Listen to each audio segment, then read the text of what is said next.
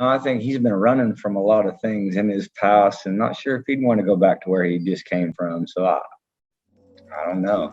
I mean, I guess it would have to just depend on the incentives, you know.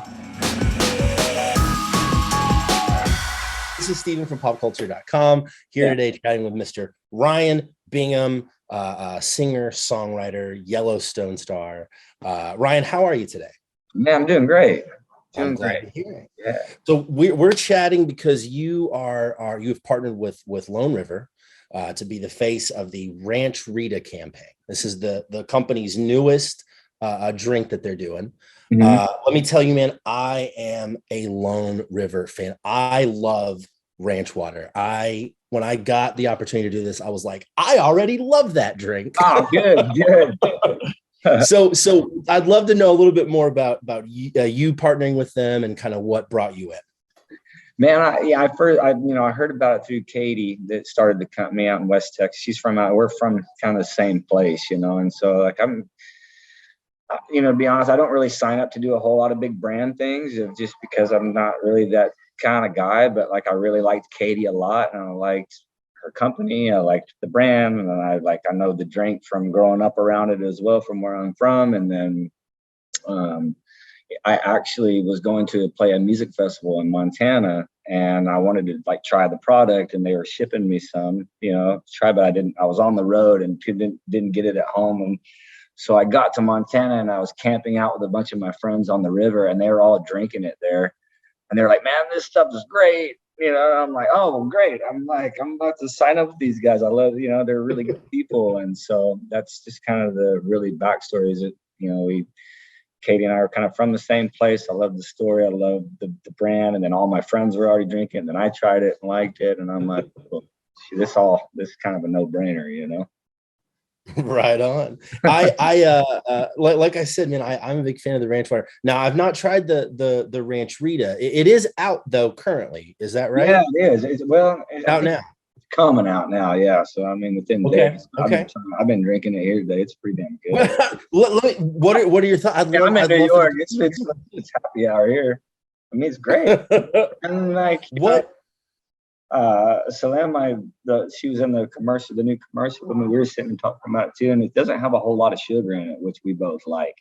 Some of them have so much sugar that can give you a little headache, and this one's only like, I think 5% or something like that. So that's on a good note, I am with you on that. See, I'm really not a seltzer guy. I don't really drink them that much. I don't really drink White Claw or Truly or any of those. Yeah. Because it feels like you're drinking a Jolly Rancher or something like that. And I don't really want that, Yeah. And that's I like the new Rancher, but I also like the original one too. I could put it on ice and like, especially, I drink, I'm a fucking beer guy too. So like, but I can drink these on a hot day down at the river and all that stuff. It's nice to kind of have a beer break and drink a couple of these. It's pretty nice. So I'm with you on that.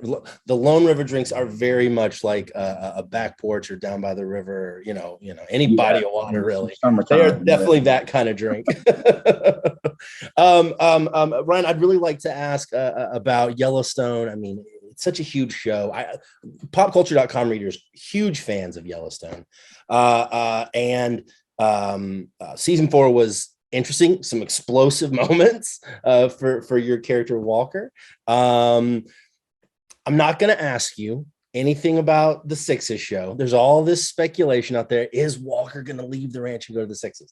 So that's not what I want to ask. But what I do want to ask you is, do you think that Walker would want to do something like that? Because my personal opinion is I just don't see it.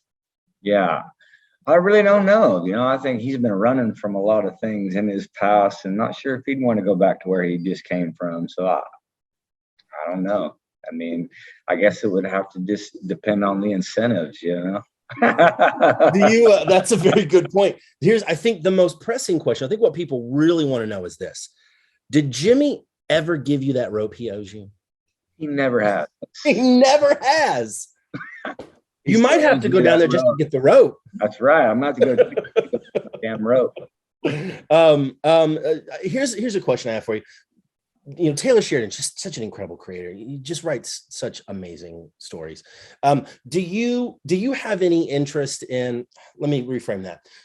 Is there anything you'd like to see for Walker come season 5, or do you just kind of trust Taylor and just go where it goes? Man, I just trust Taylor, go where it goes. Yeah, and there's so many moving parts to that thing, and there's so many different characters that he's having to play. I feel just kind of blessed and, awesome to have the opportunity to get to be. I mean, originally he just contacted me about writing some songs for it or using some in the first place. He'd never had any intentions of ever casting me in the thing. And so, he just found out that I could do a bunch of cowboy stuff growing up. And he's like, well, I got to write you in here. And he's like, if you're good, I'll keep you on. If you suck, I'll kill you off, I just feel lucky that I'm just in there in the first place. And if they want me to keep going, I will. If they want to kill me off, I've had a good run, and so it's just, and I kind of like not knowing, to be honest with you, it's kind of like interesting. And it's like I show up and I'm like, what is going on today? And then even when you do find out, he'll rewrite it at the last minute, or whatever. So I try to stay out of his way and let him create. It's like I know what it's like to write songs and have people coming in like, well, you should put this word in here, you should write a verse about that. And it's like, let people just kind of create and experiment and change things and do all of that. And so it's nice for me to kind of just come in and be a part of his whatever, and helping like fulfill his vision of whatever he sees, and I don't need to micromanage nothing or try to like have input on what I need to be doing. Very cool. I totally understand. I think that's a great way of looking at it. And you talk about writing songs. Look, it has been quite a few years since your last album. I think fans are wondering, like, is there new Ryan Bingham music on the way, or maybe possibly? Can you say anything about that?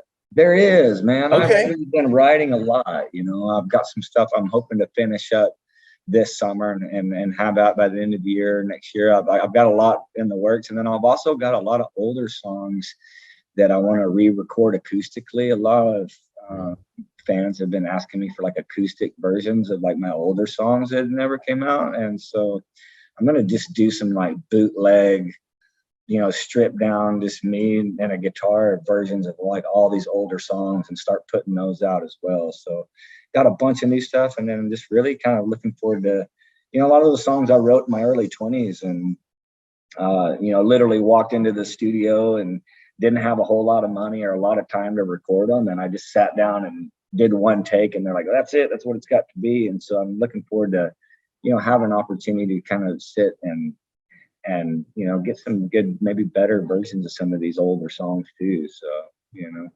Well, that's exciting. I would love to hear that. My good friend Cam and I, we don't live near each other anymore, but we used to get together a lot and hang out and listen to, music like yours and Noah Gunderson and David, I forget his last name he's also from Texas. And so trust me, for me, that's exciting to hear. I also like to ask, I guess I'm going to let you go here soon, but I want to ask, touring, are you planning on any shows coming up soon? Are you looking at that in the foreseeable future at all? I am. I was trying to get to do some more stuff this summer, but to be honest, we're going to start with Yellowstone and working on that. And so that's keeping me pretty busy. And I got 3 little kids too. So like the time that I do have off, I'm trying to get home to either be with them or have them come up and go camping with me in Montana. But definitely got like a few on like weekend shows on the books. And then hopefully later this fall, when I get done with Yellowstone, I can schedule some bigger and longer tours in there and play some music for people. Right on. Well, look, from one dad of 3 to another, totally understand. Absolutely. Yeah, right. Listen, man, whenever you do get back out there, if you make it out to Oregon, I'm going to come find you. And I'm going to come check out the show. Where in Oregon are you? So I live in Eugene. Okay. Oregon. It's a couple hours south of Portland. So yeah, it's a nice spot. Wow, there's a good music crowd up there, man. There's a great. It's like one of the most beautiful drives going up to the Pacific Northwest. So like I definitely love it up there, and I'll definitely be coming up there when I get a chance. Heck yeah. And we'll crack open a couple of rancheritas when you get here. Let's do it, buddy. Ryan, it was really awesome getting to chat with you today, man. I really appreciate you taking the time. Good talking to you too, man. Have a good one.